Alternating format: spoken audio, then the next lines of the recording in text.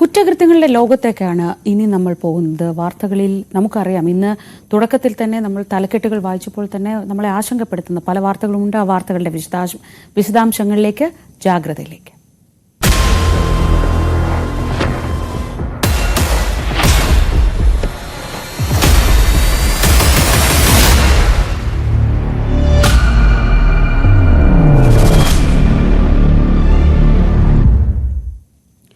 പത്തനംതിട്ടയിൽ കായിക താരമായ പെൺകുട്ടിയെ പീഡിപ്പിച്ച കേസിൽ ഇന്ന് കൂടുതൽ അറസ്റ്റുകൾ ഉണ്ടായേക്കും. നിലവിൽ 5 പേർ അറസ്റ്റിലാണ്. 13 വയസ്സ് മുതൽ ചൂഷണം നേരിട്ടതായാണ് പെൺകുട്ടിയുടെ മൊഴി. 60ഓളം പേർ പീഡിപ്പിച്ചു എന്നാണ് പെൺകുട്ടി ചൈൽഡ് ലൈനിൽ നൽകിയിരിക്കുന്ന മൊഴി. സംഭവത്തിൽ പ്രത്യേക അന്വേഷണ സംഘം രൂപീകരിച്ചു. ശശി നാരായണൻ വിവരങ്ങളുമായി. Sasi, good morning. ഈ പത്തനംതിട്ടയിലെ ഈ വാർത്ത കേൾക്കുമ്പോൾ നമുക്കത് ഒരു ഗുഡ് മോർണിംഗ് ഒന്നും പറഞ്ഞു തുടങ്ങാൻ പറ്റില്ല. ഒരു കായിക താരം പരാതി ഉന്നയിക്കുന്നു. ആ പരാതിയിൽ പറയുന്നത് 13 വയസ്സ് മുതൽ ആ കുട്ടി നിരന്തരം പീഡനത്തിനിരയായി എന്നാണ്. ഇപ്പോൾ 18 വയസ്സുള്ള ഒരു കുട്ടി. എന്താണ് ഈ വാർത്തയെക്കുറിച്ച് ഇപ്പോൾ കൂടുതൽ വിവരങ്ങൾ പുറത്തു വരുന്നത്? ഇതിൽ കൂടുതൽ അറസ്റ്റിലേക്ക് നീങ്ങാനുള്ളൊരു സാഹചര്യം എങ്ങനെയാണ്? Sreeja, good morning. ശ്രീജ സൂചിപ്പിച്ച പോലെ തന്നെ വലിയ വേദന ഉണ്ടാക്കുന്ന അല്ലെങ്കിൽ ഞെട്ടിക്കുന്ന ഒരു വാർത്ത തന്നെയാണ് ഉണ്ടായിരിക്കുന്നത്. ഇന്നലെയാണ് ഒരു വാർത്ത പുറത്തു വന്നത്. 13 വയസ്സുകാരി ഉള്ള സമയം മുതൽ ഒരു പെൺകുട്ടി കഴിഞ്ഞ 5 വർഷമായി നിരന്തരം പീഡനത്തിന് ഇരയായി എന്നുള്ളൊരു വാർത്തയാണ് ഇന്നലെ പുറത്തു വന്നത്. എന്തായാലും ആ വാർത്തയുമായി ബന്ധപ്പെട്ട് 5 പേരെ പോലീസ് അറസ്റ്റ് ചെയ്തിട്ടുണ്ട്. ഇതിൽ 4 പേരെ ഇന്നലെ തന്നെ അറസ്റ്റ് ചെയ്യുകയും ഒരാള് നേരത്തെ പീഡന കേസിലെ പ്രതിയാണ്, അറസ്റ്റ് ചെയ്യപ്പെടുത്തിയിട്ടുണ്ട്. ഈ 4 പേരെയും റാന്നി കോടതിയിൽ എത്തിച്ച് റിമാൻഡ് ചെയ്യുകയും ചെയ്തിട്ടുണ്ട്. 42 പേരുടെ പേര് ലിസ്റ്റുകൾ ഈ അച്ഛന്റെ ഫോൺ നമ്പറുമായി ബന്ധപ്പെട്ടാണ് ഈ കുട്ടി പലപ്പോഴും ഇത്തരം ആളുകളുമായൊക്കെ ബന്ധപ്പെട്ടിരുന്നത്. ആ ഫോൺ നമ്പർ കേന്ദ്രീകരിച്ചുള്ള അന്വേഷണമാണ് പോലീസ് പ്രധാനമായും നടത്തുന്നത്. ആ ഫോൺ നമ്പറിന്റെ അടിസ്ഥാനത്തിലാണ് ആദ്യ ഘട്ടത്തിൽ തന്നെ 5 പേരെ പോലീസ് അറസ്റ്റ് ചെയ്യാൻ കഴിഞ്ഞത്. 62 പേരുണ്ടെന്നാണ് നിലവിലത്തെ സാഹചര്യത്തിൽ പെൺകുട്ടി നൽകിയ മൊഴിയുടെ അടിസ്ഥാനത്തിൽ ഉള്ളത്. അതനുസരിച്ചുള്ള കേസുകളാണ് രജിസ്റ്റർ ചെയ്തിട്ടുള്ളത്. പത്തനംതിട്ടയിലെ വിവിധ സ്റ്റേഷനുകളിൽ, പത്തനംതിട്ടയിലുള്ള വിവിധ പോലീസ് സ്റ്റേഷനുകളിലാണ് കേസുകൾ രജിസ്റ്റർ ചെയ്തിട്ടുണ്ട്. അതുകൊണ്ട് തന്നെ പ്രതികളിലേക്ക് എത്താനുള്ള സാധ്യത വളരെ കൂടുതലാണ്. എസ് പിയുടെ നേതൃത്വത്തിൽ ഇന്നലെ തന്നെ അടിയന്തരമായി പോലീസിലെ ഉദ്യോഗസ്ഥരുടെ യോഗം കൂടിയും തുടർന്ന് പത്തനംതിട്ട DSP ആണ് ഈ അന്വേഷണ ചുമതലയുള്ളത്. ആ അന്വേഷണ ചുമതലയുള്ള ഉദ്യോഗസ്ഥൻ തന്നെ ഇത്തരത്തിൽ വിവിധ ഈ അന്വേഷണം ഒന്ന് ഏകോപിപ്പിച്ചുകൊണ്ട് തന്നെ പ്രതികളിലേക്ക് എത്താനുള്ള സാധ്യത വളരെ കൂടുതലാണ്. എന്തായാലും ഈ പെൺകുട്ടിയുടെ അച്ഛന്റെ ഫോൺ ഉപയോഗിച്ചാണ് ഈ കുട്ടി പല ആളുകളെയും ബന്ധപ്പെട്ടിരുന്നത്. ആ ഫോണിലേക്കാണ് ഈ പ്രതികളായ ആളുകളും ബന്ധപ്പെട്ടത്. ആ ഫോൺ നമ്പർ സേവ് ചെയ്തിട്ടുള്ള 42 പേരുടെ ലിസ്റ്റുകൾ ഉണ്ടെന്ന് പറയുന്നു. അത്തരം കാര്യങ്ങളെല്ലാം വിശദമായി പരിശോധിച്ചതിന് ശേഷമായിരിക്കും അറസ്റ്റിലേക്ക് കടക്കുക. എന്തായാലും പ്രാഥമിക ഘട്ടത്തിൽ 5 പേരെ അറസ്റ്റ് ചെയ്തു. അവർ റിമാൻഡിലായിരിക്കുന്നു എന്നുള്ള വിവരം നമുക്ക് ലഭിക്കുന്നു. എന്തായാലും ഉണ്ടായിരിക്കുന്ന 13 വയസ്സ് മുതൽ കായിക താരമാണ് ഈ പെൺകുട്ടി. പരിശീലകരും സുഹൃത്തുക്കളും ഒപ്പം മറ്റ് സഹപാഠികളായ ആളുകളും ഒക്കെ ഉണ്ട് എന്നുള്ളതാണ് നമുക്ക് അറിയാൻ കഴിയുന്നത്. പോക്സോ കേസ് നിയമപ്രകാരമാണ് കേസ് എടുത്തിട്ടുള്ളത്. അതുകൊണ്ട് തന്നെ അത്തരം ഈ കേസുമായി ബന്ധപ്പെട്ട് കൂടുതൽ വിവരങ്ങൾ പുറത്തു പറയുന്നതിനും പരിമിതിയുണ്ട്. പോലീസും വളരെ ഗൗരവത്തോടു കൂടിയാണ് ഈ വിഷയത്തെ കാണുന്നത്. ഇന്നലെ തന്നെ ഈ വിവരം 2 ദിവസം മുമ്പാണ് ഈ സന്നദ്ധ സംഘടന പ്രവർത്തകരോട് ഈ കുട്ടി മൊഴി നൽകുന്നത്. തുടർന്നാണ് CWC ഈ മൊഴി പരാതിയായി ജില്ലാ പോലീസ് മേധാവിക്ക് സമർപ്പിക്കുന്നത്. അതിന്റെ അടിസ്ഥാനത്തിലാണ് അന്വേഷണം ആരംഭിച്ചത്. ഈ കേസുമായി ബന്ധപ്പെട്ട് ഒട്ടനവധി പേർ ഇതിൽ ഉണ്ടാകാൻ സാധ്യതയുണ്ട്. 5 വർഷത്തിനിടയിലാണ് ഇത്തരത്തിലുള്ള ലിസ്റ്റ് ഈ 62 പേരോളം ഉള്ള ആളുകളുടെ പേര് വിവരങ്ങൾ പുറത്തു വരുന്നത്. അതിൽ 42 പേരുടെ മേൽവിലാസവും മറ്റു കാര്യങ്ങളൊക്കെ പോലീസിന് ഈ ഫോൺ നമ്പർ കേന്ദ്രീകരിച്ച് നടത്തിയ അന്വേഷണം പോലീസ് ലഭിച്ചിട്ടുണ്ട്. അതിൽ ശാസ്ത്രീയമായ തെളിവുകൾ ആവശ്യമാണ്.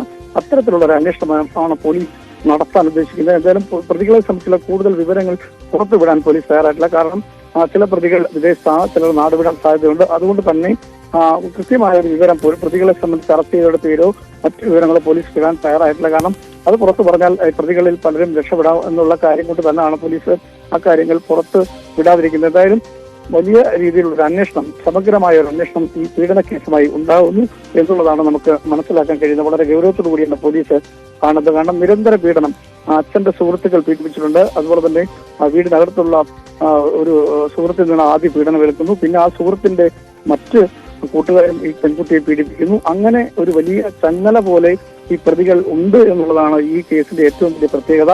അതുകൊണ്ട് തന്നെ വലിയ ഗൗരവത്തോടു കൂടി തന്നെ പോലീസ് ഈ വിഷയത്തെ കാണാണ്.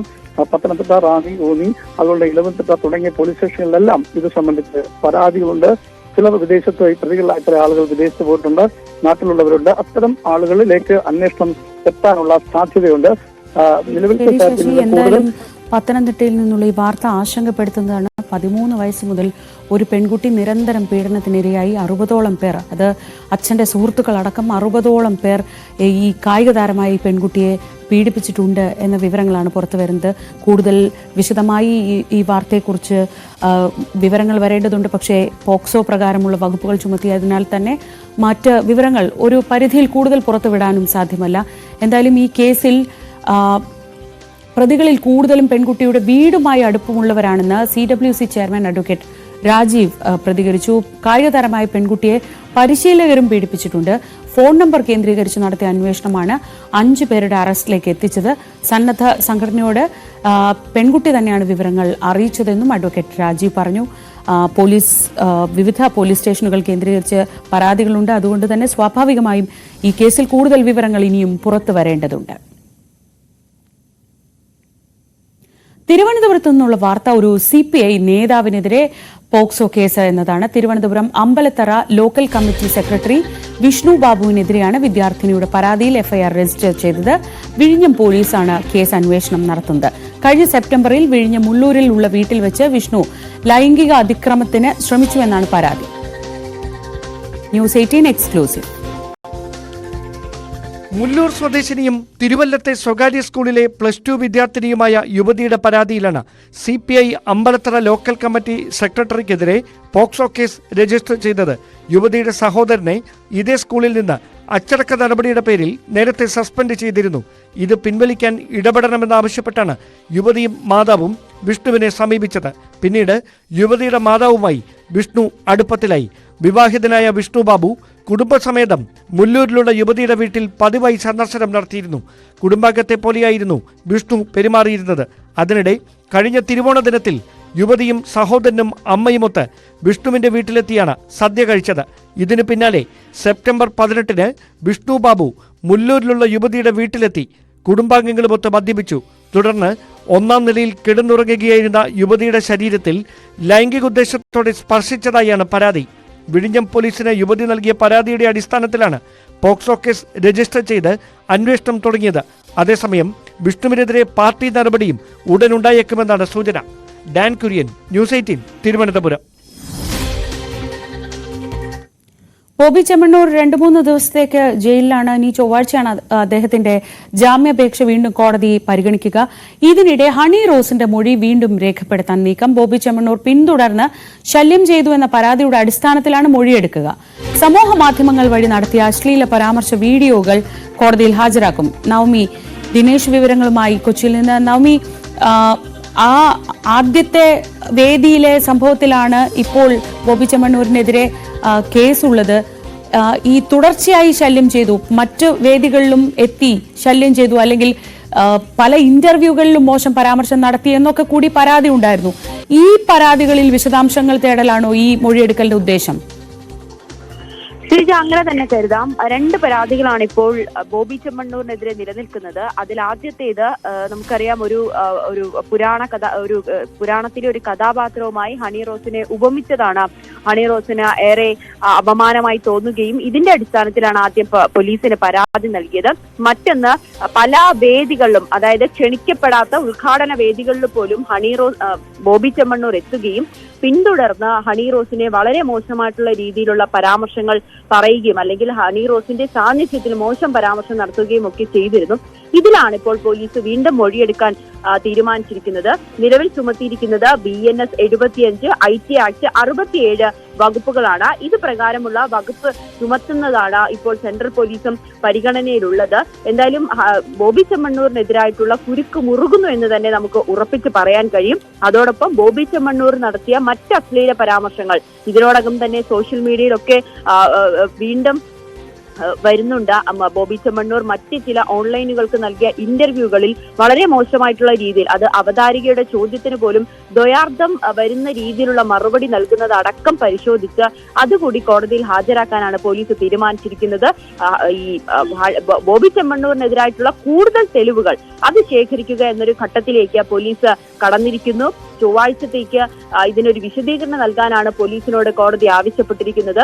ഈ മറുപടി നൽകുമ്പോൾ ഈ ദൃശ്യങ്ങളടക്കം കൂടുതൽ പരാതികളുമായി കോടതിയെ സമീപിക്കാൻ തന്നെയാണ് പോലീസും തീരുമാനിച്ചിരിക്കുന്നത്.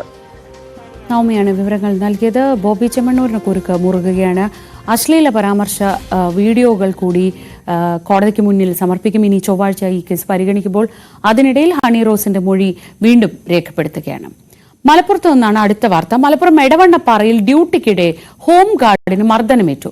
വാഴക്കാട് പോലീസ് സ്റ്റേഷനിലെ ഹോം ഗാർഡ് ഉണ്ണികൃഷ്ണനാണ് മർദ്ദനമേറ്റത്. സംഭവത്തിൽ എടവണ്ണപ്പാറ സ്വദേശി സജീം അലിയെ വാഴക്കാട് പോലീസ് അറസ്റ്റ് ചെയ്തു. ഈ പ്രതി ലഹരിക്ക് അടിമയെന്നാണ് പോലീസ് വിശദീകരിക്കുന്നത്. മർദ്ദനത്തിന്റെ ദൃശ്യങ്ങൾ പുറത്തു വന്നു. നമുക്ക് ദൃശ്യങ്ങളിൽ കാണാം. പ്രത്യേകിച്ച് പ്രകോപനമൊന്നുമില്ലാതെ ഹോംഗാർഡിനെ മർദ്ദിക്കുന്ന ദൃശ്യങ്ങളാണിത്.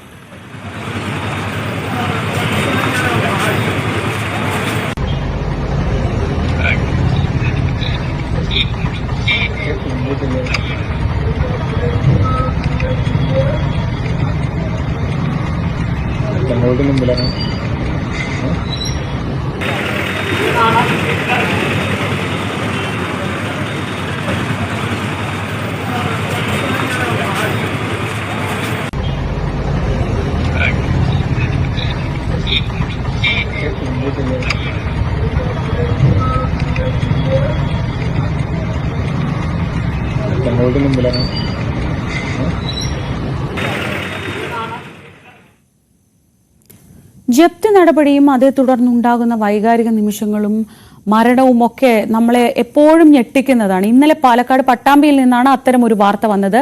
പട്ടാമ്പിയിൽ വീടിന്റെ ജപ്തി നടപടിക്കിടെ തീ കൊളുത്തി മരിച്ച വീട്ടമ്മയുടെ പോസ്റ്റ്മോർട്ടം ഇന്ന് നടക്കും. കിഴായൂർ സ്വദേശിനി ജയാണ് മരിച്ചത്. അതേസമയം ഈ ബാങ്കിന്റെ നടപടിക്കെതിരെ ഇപ്പോൾ പ്രതിഷേധം ശക്തമാവുകയാണ്. എം വിഷ്ണു വിവരങ്ങളുമായി. വിഷ്ണു, ഇന്നലെയാണ് ജയ തീ കൊളുത്തിയത്. അതേ തുടർന്ന് നമ്മൾ കണ്ടത് കോൺഗ്രസ് ഈ വിഷയം ഏറ്റെടുക്കുന്നുണ്ട്. വലിയ രീതിയിലൊരു പ്രതിഷേധമൊക്കെ അവരുടെ ഭാഗത്തു നിന്ന് ഉണ്ടാവുന്നുണ്ട്. നാട്ടുകാരുടെയൊക്കെ ഒരു നിലപാട് എന്താണ് ഈ വിഷയത്തിൽ?